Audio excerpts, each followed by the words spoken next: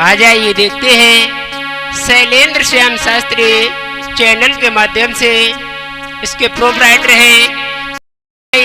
जखेली बधाइयों की तरफ से मैं गायक सत्येंद्र कुमार